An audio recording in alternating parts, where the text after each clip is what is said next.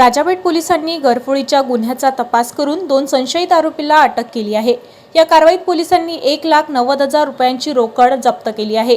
फिर्यादी ऋषभ श्रीकांत खाडे हे 16 ऑगस्ट रोजी नातेवाईकांना भेटण्यासाठी भोपाळ येथे गेले होते। त्यांच्या घरात सीसीटीव्ही कॅमेरे बसविण्यात आले होते। 20 ऑगस्ट रोजी रात्री सुमारे 11 वाजताच्या सुमारास सीसीटीव्ही फुटेज बंद झाल्याचे त्यांच्या निदर्शनास आले। त्यानंतर त्यांनी घरी येऊन पाहणी केली असता लोखंडी कपाटातील 2 लाख रुपये आणि बेडमधील 50,000 रुपये अशी एकूण 2,50,000 रुपयांची रोकड गायब झाल्याचे आढळले। घरात लोखंडी चॅनल गेटचे कुलूप तोडल्याचेही दिसून आले। या प्रकरणी राजापेठ पोलीस ठाण्यात गुन्हा दाखल करण्यात आला आहे।